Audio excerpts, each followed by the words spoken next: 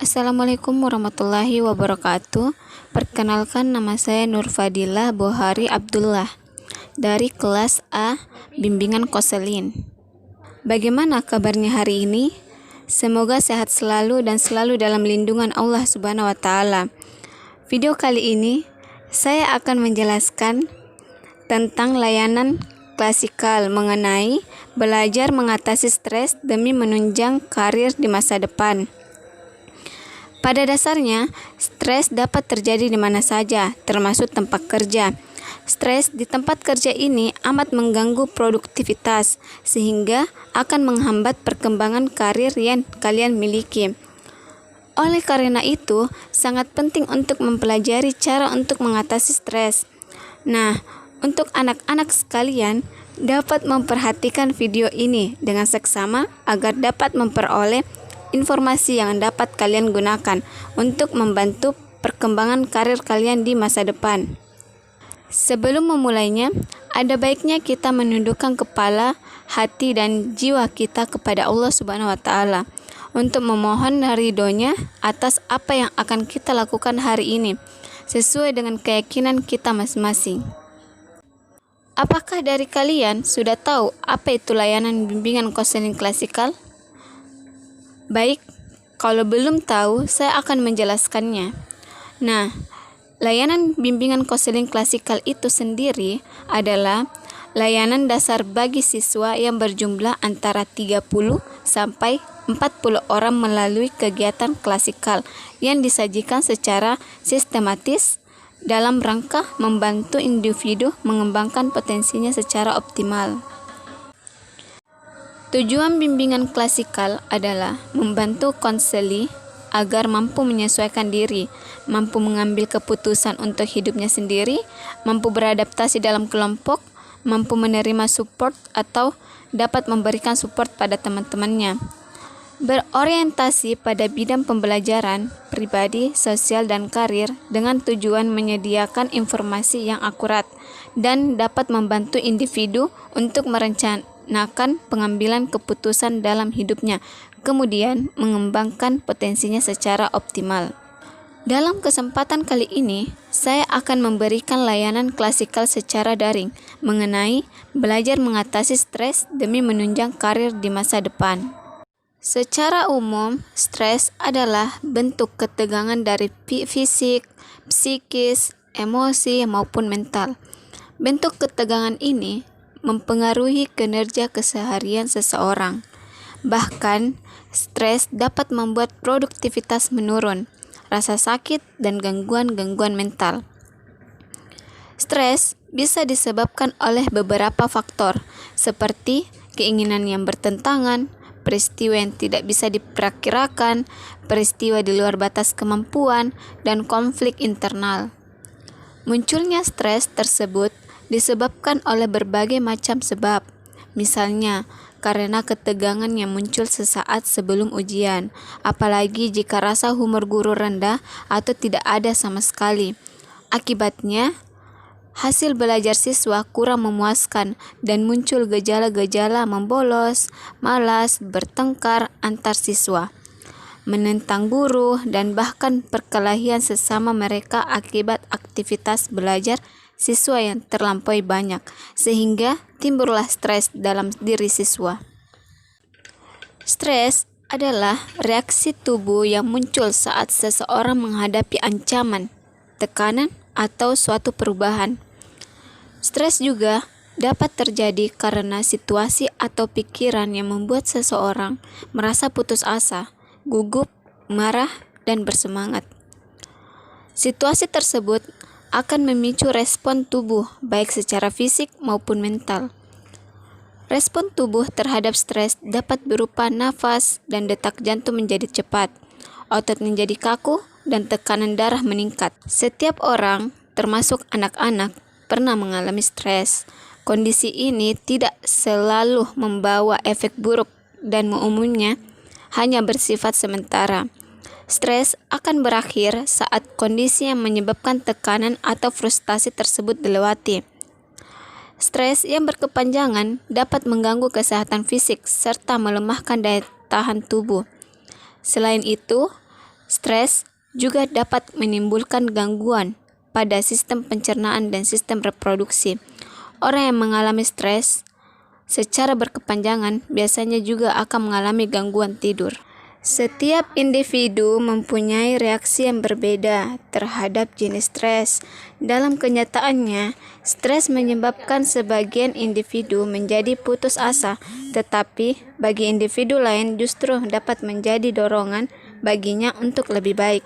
Ketika jumlah tuntutan yang semakin meningkat dan memandang itu adalah sebagai ancaman atau bahaya, maka akan membuat para siswa membuat satu penilaian tentang kemampuannya. Penyebab stres. Saat seorang menghadapi kondisi yang memicu stres, tubuh akan bereaksi secara alami, yaitu dengan melepas hormon yang dinamakan kortisol dan adrenalin. Reaksi ini sebenarnya baik untuk membantu seseorang menghadapi situasi yang berbahaya atau mengancam, sehingga bisa keluar dari situasi tersebut. Faktor penyebab stres adalah berbagai masalah yang terjadi dalam kehidupan. Stres kerap kali dipicu oleh tekanan batin, seperti masalah keluarga, hubungan sosial, patah hati, cinta tak terbalas, atau masalah keuangan.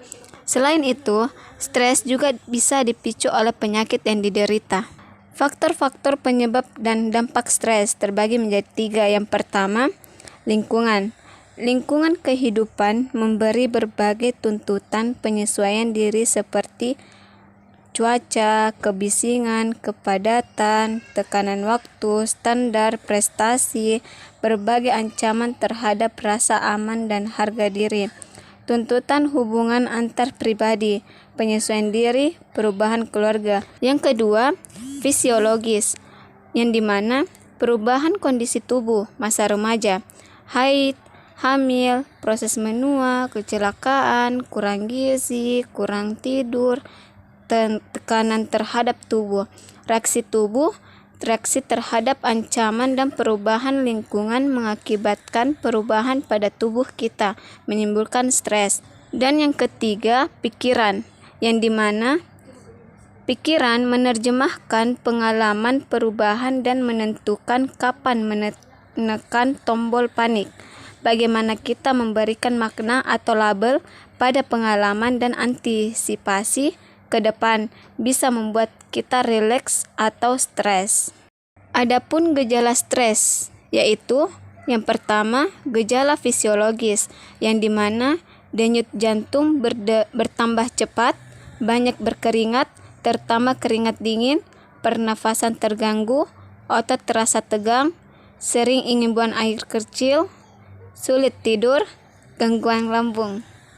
Yang kedua, gejala psikologis, resah, sering merasa bingung, sulit berkonsentrasi, sulit mengambil keputusan, tidak enak perasaan, atau perasaan kewalahan. Yang ketiga, tingkah laku, yang dimana berbicara cepat sekali, menggigit kuku, menggoyang-goyangkan kaki, gemetaran, berubah nafsu makan, atau bertambah atau berkurang. Dalam kehidupan manusia, dituntut untuk selalu menyesuaikan dan membiasakan diri dengan perubahan teknologi maupun dengan perubahan sosial yang terjadi. Bila manusia tidak bisa menyeimbangkan perubahan tersebut, maka timbul tekanan yang mengancam manusia dan mengacu pada stres. Stres muncul akibat adanya respon yang berasal dari lingkungan. Hal ini yang mengakibatkan seseorang yang mengalami perubahan dalam hidupnya, yaitu gejala stres dapat dilihat dari gejala fisiologis, psikologis, dan perilaku. Adapun faktor-faktor yang menyebabkan terjadinya stres terbagi menjadi 2, yaitu faktor dari dalam individu dan faktor dari luar individu. Faktor dari dalam individu, yang pertama, perilaku individu untuk memprediksi stres sehingga mempengaruhi lamanya keberlangsungan mengatasi stres dan tingkat toleransi frustasi yang dialami. Hal ini mengiringi kemunculan potensi dan aktualisasi diri individu pada kekurangan efektifan manajemen stres yang dilakukannya. Yang kedua, sumber daya pribadi berupa optimalisasi potensi kecerdasan intelektual, artifisial, emosional, religius yang mempengaruhi efikasi diri atau keyakinan akan kemampuan seseorang untuk mengendalikan situasi yang menekan dan keputusasaan serta karakter pribadi yang tahan banting. Yang ketiga, kesakitan fisik dan psikologis yang mengakibatkan perubahan psikofisiologis yang terjadi akibat penyakit atau gangguan kesehatan yang dialami.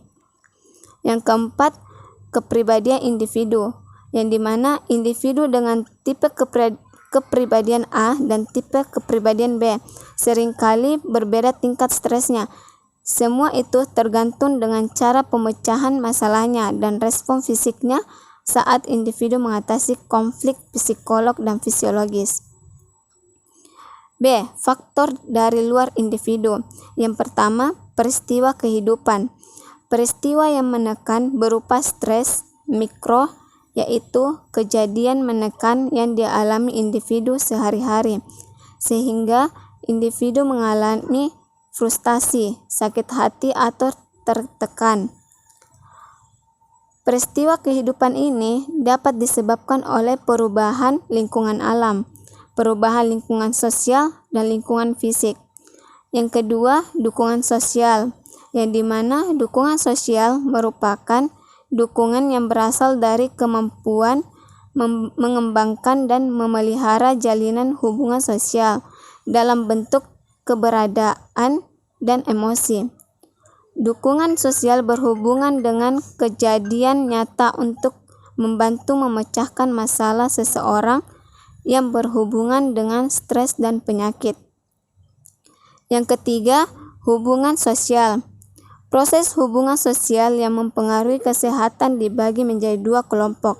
Yang pertama, proses yang melibatkan perubahan sumber emosional, informasional, atau instrumental dalam merespon persepsi bantuan yang diberikan oleh orang lain.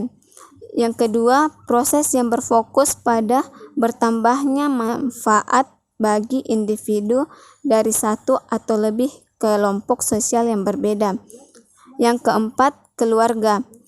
Keberadaan keluarga sebagai dukungan yang bersifat nyata dan suportif, tetapi di samping itu, setiap anggota keluarga memiliki perilaku, kebutuhan, dan kepribadian yang berbeda-beda.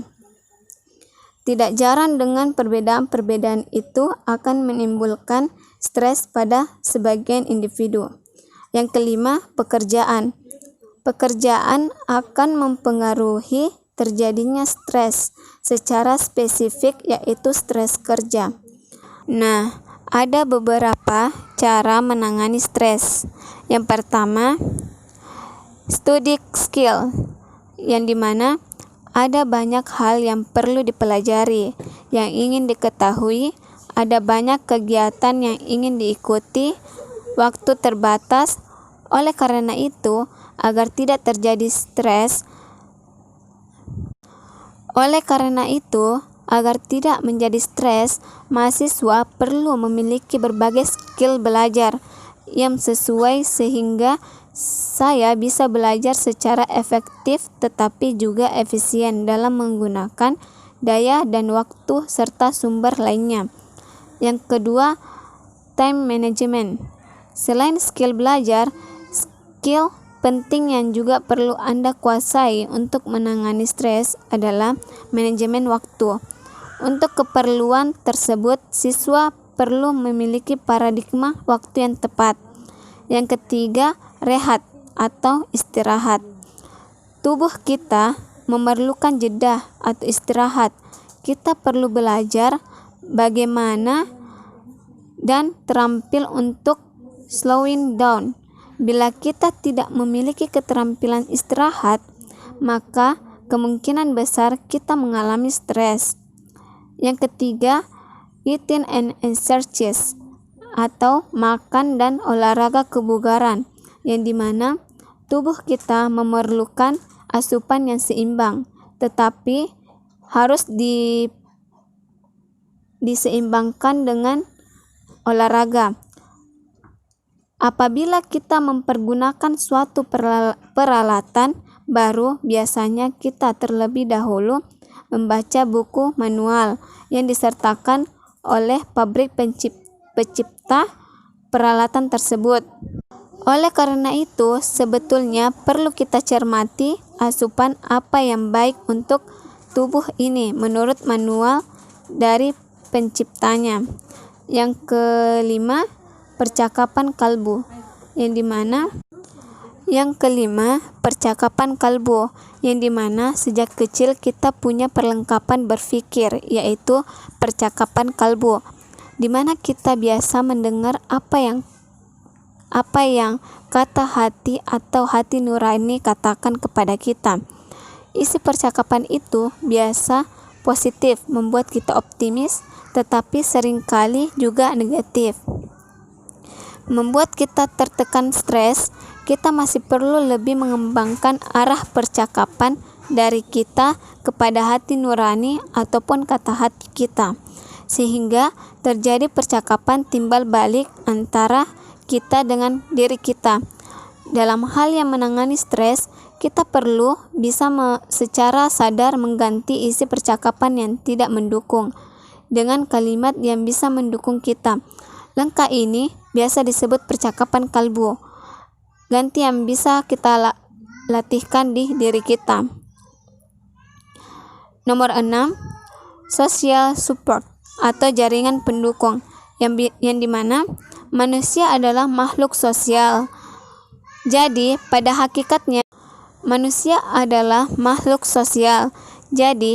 hakikatnya tidak tahan sendirian, butuh perasaan tidak sendiri, tetapi punya sejumlah orang yang saling peduli, yang akan merasa kehilangan manakala lama tidak saling bertemu atau berkomunikasi.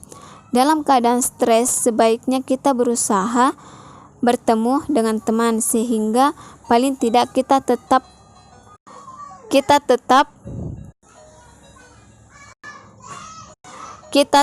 punya penghayatan sendirian yang sungguh mencekam.